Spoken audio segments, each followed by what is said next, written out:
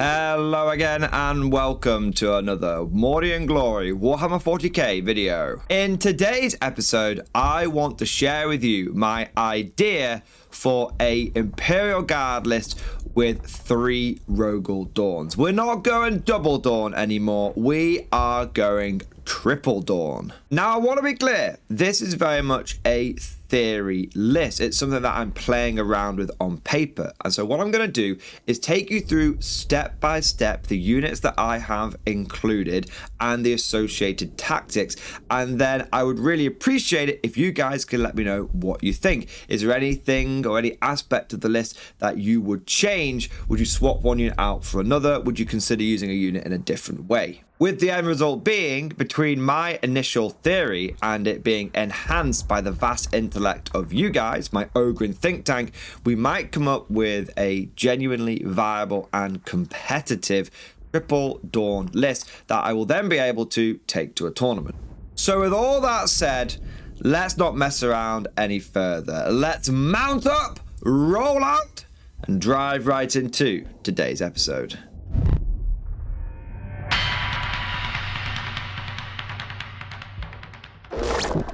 Now, I want to begin with a brief overview of where this idea has come from.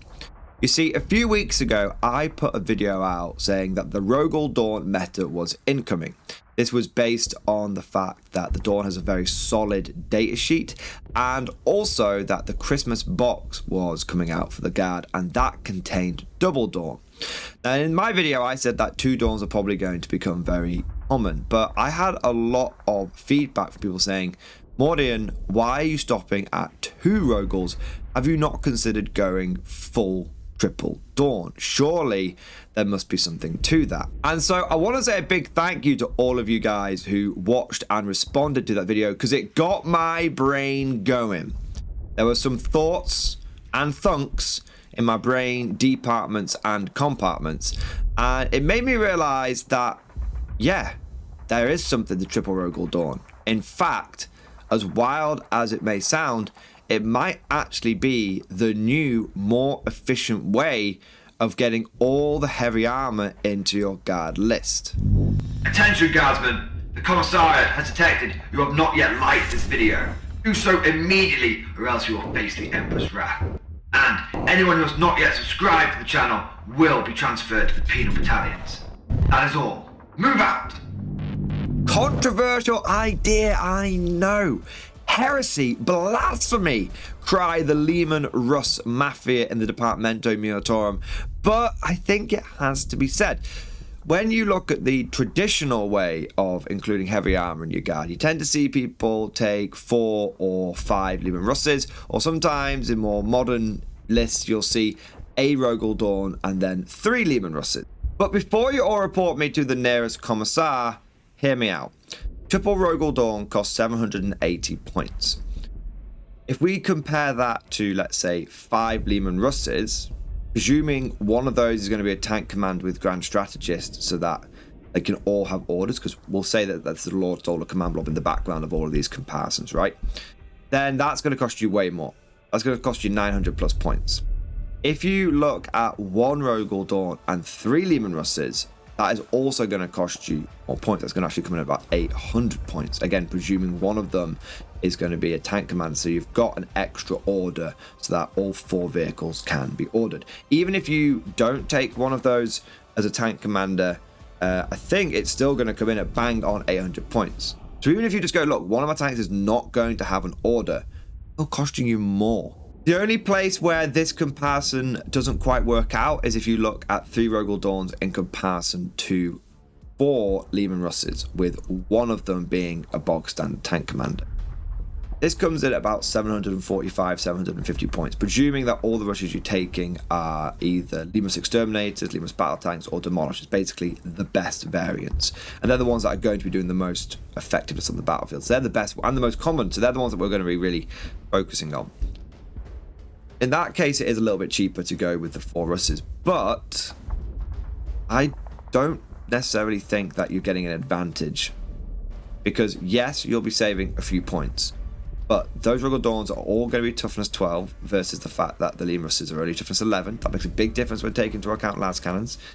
you've not only got the fact that each Rogal Dorn is going to come with more wounds, but they also have the inbuilt ablative plating, going to allow them to have more ghost wounds, pseudo wounds, as it were. Which I think at that point starts meaning that the Rogal Dorns are going to actually have equal to or more wounds than the Russes. And then you've got the fact that the Rogal Dorns are fairly self-contained. They don't need a lot of support from things like Withering Hail or Fields of Fire, because all their weapons are basically AP2 or above if you look at the Oppressor Cannon, Pulverizer Cannon and the Multi-Melters. So yes, you might save a few points going with the 4 Russes, but I think you are losing quite a lot of durability and effective firepower. But it's not just about comparing points and firepower. The Triple Dawn theory has other advantages over your traditional larger Leman Russ fleet. Firstly, you only need 3 vehicles. Now, this means that when you're on the tabletop, you can have better force concentration. You'll find that when you're playing on a competitive board and you're using certain terrain maps like either GW or WTC or UKTC, you run out of space to hide your important assets, those vital L-shaped ruins that allow you to stop getting just blown off the table turn 1, right? But if you've got 4 or 5 Leman Russes, you'll tend to find that they can't all hide. I've been to tournaments where I ran 5 Russes on a UKTC board, and I consistently had to put 1 or 2 of them into strategic reserve. I didn't really feel like I had much of an advantage, or I deployed them on the board and they weren't hidden and they just died. So having these 3 means that it's easier to take advantage of the terrain. Speaking of terrain, a lot of these maps do have bottlenecks. Places where sometimes you'll find your Russes having to go in convoy. Some of them won't be able to move as far forward. They won't be able to get the line of sights they want to see.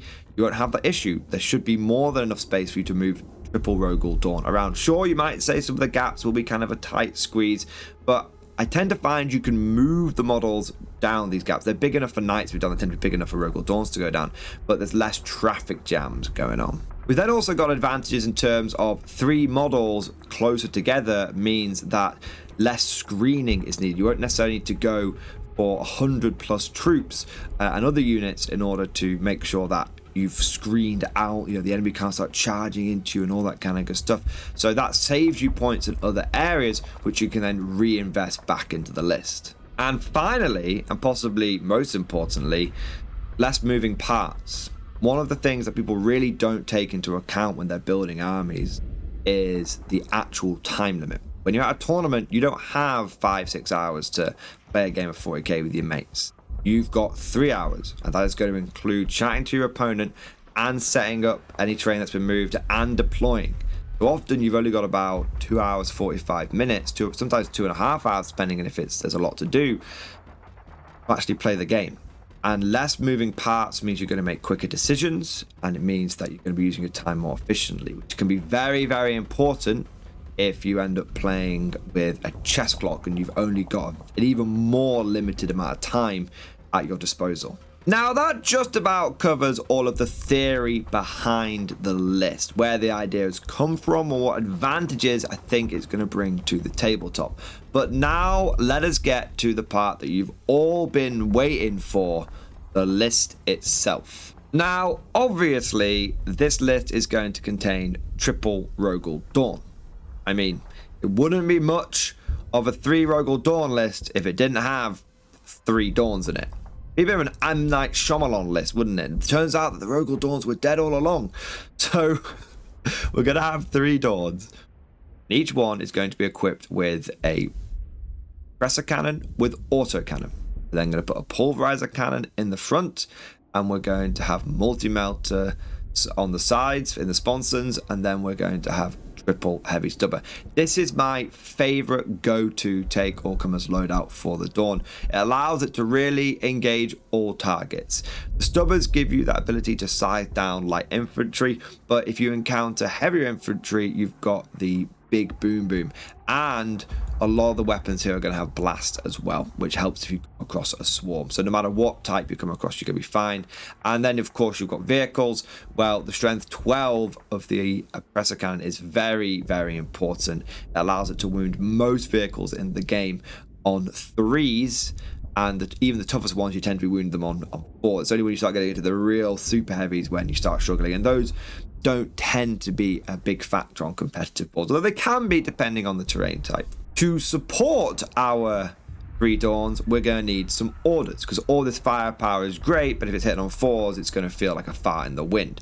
Lord Solar Command Blob, very easy, very efficient. We take a Lord Solar, we put him in a squad of Kachan jungle fighters, we add on a platoon command squad. This allows us to now do the Lord Solar's orders from 24 inches away using the platoon command squad's Master Vox. The advantage of going for a command blob, say, over a tank commander is A, we get more orders for a similar points cost. If you wanted to have 3 tank commander orders, you'd have to take 2 tank commanders, and that would be over 4 points to do that, with grand strategists being taken into account. Also, it means that we can be flexible depending on what kind of enemy we're facing off against. If we have an elite opponent and they're doing good force concentration in one area of the board, and we need to put all of our Russes, let's say on the left flank, for example, then we can do that while still being able to have our Lord Solar safe behind the lines. You'll sometimes find that you need to tuck your Lord Solar away behind, well, most time he's going to be tucked away behind a ruin, an L-shaped thing, and he can do this, and it doesn't matter whether you need to mass your Russes on the left, your Dawns on the left, or your Dawns on the right. You can do so with impunity. But sometimes you're going to face off against a Horde army that's going to put pressure on you at all steps of the way, across the whole front. Things like Orcs, which are going to be just bum rushing you down, putting pressure on you with all those squig boys and those trucks and whatnot. But in this situation, we need to have equal firepower across the line so that we can hold the whole front. Then you can spread out and you've still got your 24-inch orders having a great time. This combination of heavy armor and long-range order efficiency is going to be the crux of the list. This is where our principal damage is going to be dealt from. This is where our main firepower is going to come from. And it's quite a nice, neat package. We've got 1 command blob, 3 Dawns having a great time. But there is one thing that Rogal Dorns can't do, and that is shoot units they can't see. So to support this blistering direct firepower, we're going to need some seasoning of indirect fire. And I have gone for 2 basilisks in this list. Basilisks are my go-to. They have a really reliable number of shots. They've got decent strength, decent AP, all right damage. And the big thing is they can slow people down with their Earthshaker shells. However, I will acknowledge that there is an opportunity here to save a few points. You could go for either 2 field ordnance batteries or go for 2 Medusas, which are both cheaper than the basilisks, and you could spend 15 points on Grand Strategist for the platoon command squad's officer, because you've got 2 spare orders then, and you could easily boost both of the Medusas or both of your field ordnance batteries up to the required ballistic skill 4+, so you can actually hit something. So let me know what you would do down in the comments. I've gone for double basilisk because they're just my favorite. They're my tradish, as it were. But would you save points and go for the Medusas or the Fobs instead? But here's the thing, it's not all about firepower. 40k is a game of standing on circles. We need to be able to get our primary points, and we also need to let our firepower, well, fire. If we don't have any screening, then people are going to be running into our tanks, tying them up, chopping them up, and turning them into scrap metal with chain fists. So to this end, we need another part of our list, and that is going to be the Infantry Corps. Ah, yes. Every day in the Corps is like a day on the farm. Every page like a fortune. Every meal a banquet. Every formation a parade. I love the Corps. Now, in our infantry forces in this list, I have gone down the Mordian favorite, the traditional multiple big blobs of infantry. I have taken 2 units of Katachan jungle fighters, and I have got Colonel Ironhand Strachan in one of those units. This is going to give us a solid base of 40 infantry which can scout, move forward, get onto early objectives, and they can all have orders because Strachan can 2 orders, and it gives a little bit of combat threat as well. Whilst most of our damage is going to, of course, come from our guns, having someone like Strachan in there gives you an extra tool in the toolbox. On top of this, I have taken 2 units of everyone's favorite gas mask boys, the Death Corps of Krieg. These are both 20-man blobs, and each one is loaded to the gills with special weapons. We have got 2 plasma guns, we have got 2 melter guns, 2 grenade launchers, and each sergeant has got a plasma pistol and a power sword. And then we've got the Krieg Medipack on top of all that. And each blob is being led by a Death Corps Marshal with plasma pistol and power sword. These units are fantastic line infantry. Not only do they have the mass and the durability, thanks to the Fire but Feel No Pain of the Death Corps Marshal, to move up and take the objectives, but they've also got the firepower, the Daka, to make a bit of a fight of it if someone tries to come after them. But I do appreciate I am somewhat biased towards the infantry. I always like making sure that I have a lot of it in my list. Let me know what you would do for your infantry corps. Would you go for the big blobs like myself, or would you go for more things like Bulgren? Because I know that they are pretty tough and very popular in the competitive scene right now. Now, we have been spending our points left, right, and center, and so we have actually nearly filled up the entire allowance. We have got 1945 points spent so far. That gives us 55 points left over for the final, yet one of the most important aspects of any list, the secondary objective game. I'm going to put 2 Cyclops demolition vehicles in this list. That's going to bring us to 1995 points. So not quite filled to the brim, but that's good enough for me. This will give us 2 units that we can put in strategic reserve that can then outflank, come in and get things like pan enemy lines, deploy teleporter homers, all that kind of good stuff. But there could be opportunity to take a unit of 5 Scions instead. Scions would be less potential points if you need 2 units for behind enemy lines, but if you did draw that card turn 2, you would be able to actually do it thanks to their deep strike, which the Cyclopses can't do because they can't come in from reserve enemy deployment zone. So it's kind of 6 of one, half does another, but for me, I'd always go for the 2 Cyclopses because you are likely to get more points out of it. So putting all of this together, we are going to have 3 Rogal Dorn tanks, a Lord Solar Leontus in a squad of Kachan Jungle Fighters and a platoon command squad forming our command blob. We're then going to have 2 Basilisks, 2 units of Kachan Jungle Fighters, each one 20-man large with 4 Flamers and the Voxcasters, and Strachan lead them. And then we have 2 units of Death Corps of Krieg, all plasma, melter, grenade launcher goodness with a Death Corps Marshal in each one, and then 2 Cyclops demolition vehicle. In theory, this is going to tick all of our boxes. We're going to have firepower, we're going to have mass, we're going to have secondary game, and we are going to have indirect fire. All the things that make guard lists great. Well, at least that's what I think. But of course, all of this is just like my opinion, man. Let me know what you think down in the comment section below. Is this a list that you would like me to take to a tournament, or do you think that it needs some tweaks before it hits the competitive scene? Also, if you guys have any other theory lists or concepts that you want me to explore for the guard, then please let me know and I'd be happy to take a look and maybe do a video about them as well. As always, don't forget to smash that like button and subscribe to never miss an episode.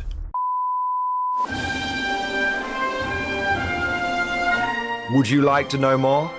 If so, then please consider becoming a channel member or patron. By supporting the channel, not only will you be doing your part, but you'll also be helping me create more content for your viewing pleasure and unlocking a whole host of perks. You get everything from a badge next to your name, custom emojis, but the big one is access to the Mordian Glory Discord server, an online community with almost 2,500 active members. It's always popping off in the MG Discord. We've got channels for army lists, hobbying, tactics, stories, and even a pretty spicy meme section as well. For all you greenhorns that wanted to see the Mordian glory hole, today is your lucky day.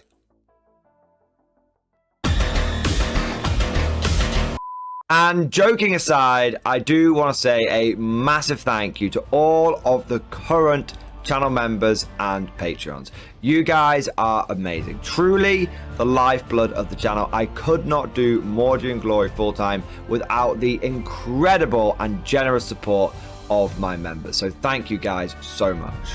And last but certainly not least, I want to say a personal thank you to all of my top tier Patreons. These are the War Masters, the people who have truly gone above and beyond the call of duty. So a heartfelt thank you to Alex Dengal, Bon Vert, Mad Larkin, Marcus Roberts, Mark Panconi, RJ Scorpion, Swordfish Trombone, Try Again Bragg, John Stubbs, Nick Wolf, Diesel Fox, and August Barney. Seriously guys, thank you from the bottom of my heart. Your support is incredible and it makes a huge difference. Thank you so much. That's all for now. Hope you've all enjoyed today's video, and of course, as always, see you guys next time.